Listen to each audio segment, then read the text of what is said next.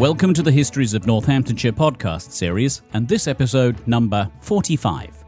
Recorded on location, each episode tells the story of one of the many and varied objects which are the focus of the exhibition A History of Northamptonshire in 100 Objects. The exhibition runs at the Northampton Museum and Art Gallery between the 20th of September 2025 and February 2026.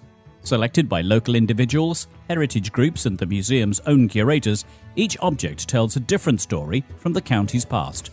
Now for this episode in the Histories of Northamptonshire podcast series, I'm again out of doors and you might be able to hear just a little bit of wind on the microphone. I'm actually slap bang in the centre of what is now a very important part of the tourist economy and the visitor economy for Northamptonshire in 2025, going forward into 2026. But back in 1460, this place saw a very different reality, and 1460 is very relevant to my guest who's with me today.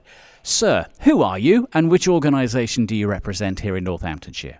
My name is Graham Evans. I am the chair of the Northamptonshire Battlefield Society. Battle, right, there's the clue. We are at Delapre Abbey. In fact, we're in the inner courtyard of Delapre Abbey. What was going on in Northamptonshire in 1460? Well, at the time, this was a convent, so it was full of nuns. But in the fields between the abbey or the convent and the Eleanor Cross, the king had set up a fortification, a field camp, and he was waiting his enemies to come and attack him. So this is the start of the Wars of the Roses with Yorkists and Lancastrians. Which is an extremely significant part of British national history, played out here in Northamptonshire. The object that you have in the exhibition is elemental to battles.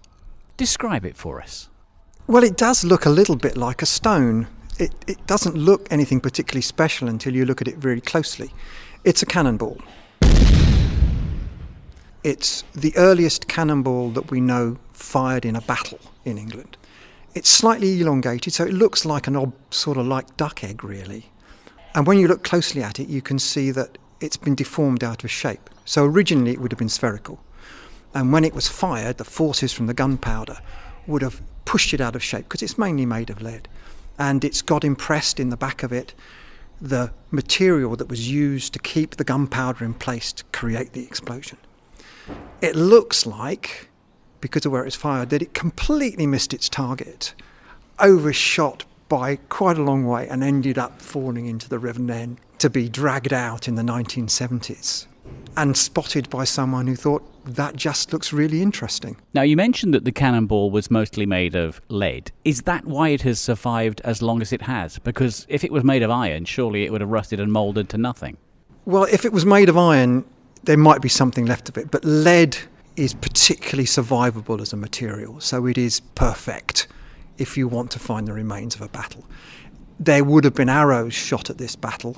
They would all have had steel or iron heads on them. They pretty much certainly will all have disappeared. Graham, why was there a Battle of Northampton? Why were we a warring town? Northampton sees quite a few battles fought throughout its history.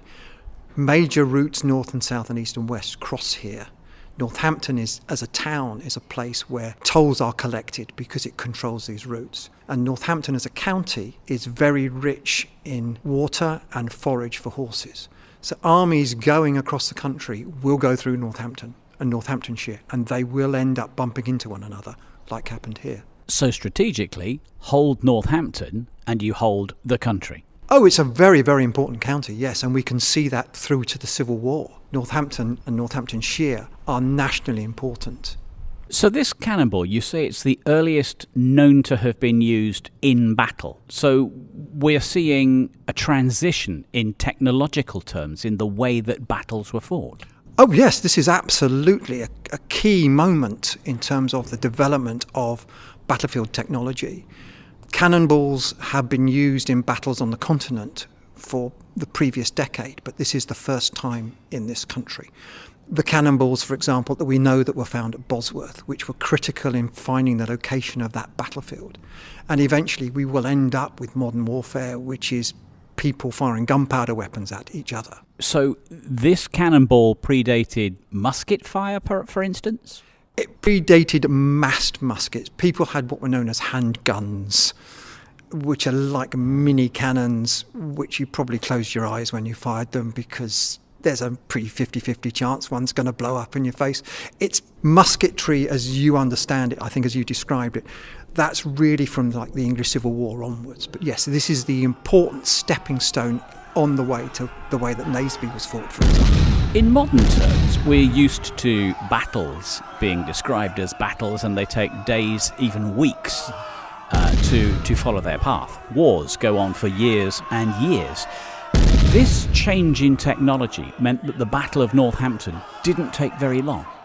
The Battle of Northampton was shaped by this technology, but not necessarily for the reason you might think.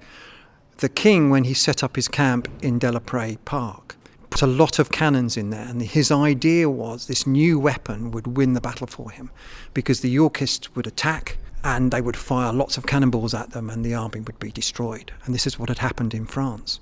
For whatever reason, and we don't know the exact reason, his cannons didn't fire. It could have been because it was very wet. Can you believe it? In July it was very, very wet. It could have been that the gunpowder was poorly mixed. It could have been that a traitor didn't load the cannonballs. But for whatever reason, the guns didn't fire. The Yorkist guns did, so we know this cannonball is a Yorkist cannonball. Because the guns didn't fire, the Yorkists win. They storm over the battlements. There is treachery at play. And the king is captured. And that is a stepping stone on the way to what we would call the dynastic part of the Wars of the Roses, the bit where people are trying to take the throne rather than be close to the king. So this is absolutely a critical turning point. Was there a surprise that cannon were being used and cannonballs were being used? What would have been the reaction of the forces on both sides? One side thinking, yes, we've got cannon and we're going to use it. The other side saying, yes, we've got cannon and we're going to use it. And in fact, only one side's cannons worked. Would this have been shock and awe? It would have been utterly terrifying. If you think back to the Middle Ages, the loudest sound you probably would have heard would have been the ringing of church bells. If you hear a sound like a cannon going off, the closest to that is going to be a clap of thunder, and one that's directly overhead. So in a superstitious time, that is the gods making a point, accompanied by a flash of lightning. And then when you add to that the fact we're not using smokeless powder, so you've got a massive cloud of foul-smelling smoke. When you consider what gunpowder smell you get from fireworks today, can you imagine that made even worse? Because one of the constituent parts of gunpowder is made from pig manure. So you have the smell that smelt like it came out of the pits of hell, and you have this thunderclap overhead. And then you have a 2-pound, 1 kilo piece of lead flying at you at several hundred miles an hour. And it doesn't care what you're wearing. It doesn't care what you're standing behind. It goes through it. It's utterly terrifying. How would they have aimed these things in an accurate way, given that you say the cannonball, which is in the exhibition, actually overshot its mark and by quite some distance? I don't know there's necessarily much science in it in terms of the aiming. The idea of a cannonball like this is it doesn't explode. It's supposed to be fired on a relatively flat trajectory so that it bounces, because every time it bounces, it gives it an opportunity to fly at the height of a person. You don't want it to be up in the air. You want it to be flying on the level, so it goes through a lot of people. So that's an important part of how you fire the cannon.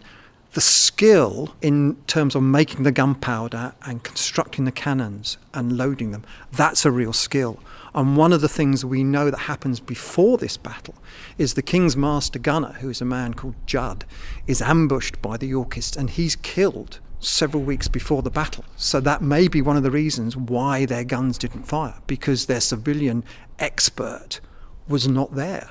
Graham, with the use of this technology, when the battle came to an end, what was the effect? Both sides had the technology, but one couldn't use it. What was the effect then in battlefield terms?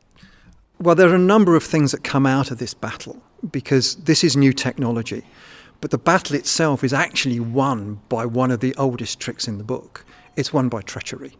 So the cannons make a real impression.